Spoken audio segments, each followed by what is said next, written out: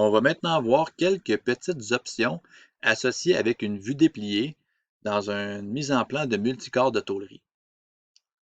Donc, il arrive parfois, lorsqu'on va insérer notre vue dépliée, qu'on va se retrouver avec une vue qui n'a, comme ici, aucune note de pliage et aucun détail là, associé là, avec les dimensions. Donc, ce qu'on va chercher à faire ici, c'est d'aller avec la souris, cliquer sur notre vue, appuyer sur le bouton droit de la souris et aller chercher les propriétés dans le menu contextuel. On va devoir s'assurer que notre vue actuelle utilise un flat pattern ou qu'on pourrait traduire par un état de vue déplié. Donc, si on a la vue par défaut, on va se retrouver avec une vue soit isométrique, soit une vue de dessus. Là, vous allez voir, on n'aura aucun détail par rapport à la vue dépliée. Donc, on doit s'assurer que l'état déplié est activé. C'est un des premiers éléments à vérifier. Ensuite, un autre élément à vérifier, ça se trouve à être, dans les propriétés, l'affichage des notes de pliage. Donc, je vais appuyer sur mon option et là, vous allez voir, les notes de pliage vont s'ajouter. On doit aussi porter une petite attention particulière ici à la façon dont les notes de pliage seront affichées pour, évidemment, là, conserver une certaine clarté au niveau de notre dessin. Mais prenez garde à ne pas désactiver l'option. Ici, je vais repositionner mes vues. Si je retourne dans le menu ici contextuel, je sélectionne Propriétés et je désactive les notes de pliage. Elles sont retirées, mais lorsque je les réactive, elles ne seront pas positionnées comme précédemment. On va retourner à la position originale.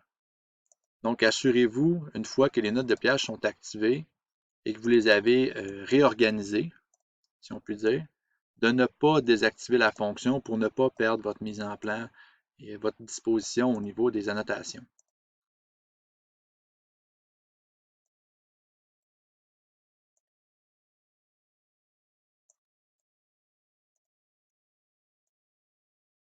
Un autre élément qui peut être fort intéressant, ce serait d'afficher le cube de visualisation. Donc encore là, on va cliquer sur le bouton droit de la souris, on va aller dans les propriétés et on va afficher le cube de visualisation. Cette option va rajouter les petites lignes que vous voyez ici en turquoise qui vont nous permettre de facilement sélectionner les dimensions hors tout de la pièce.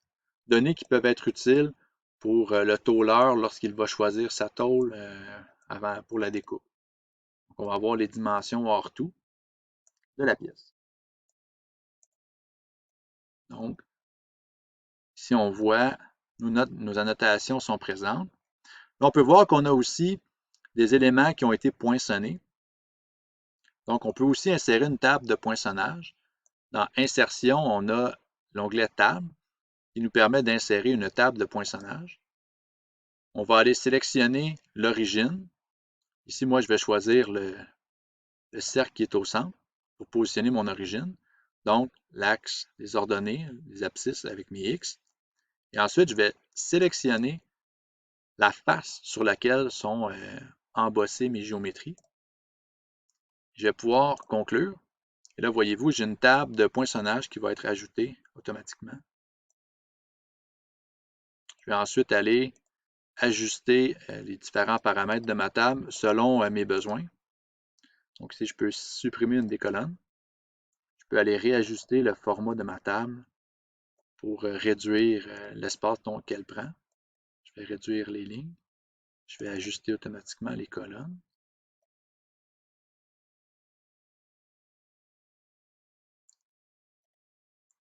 Et lorsque je suis satisfait, je vais pouvoir la positionner dans mon coin.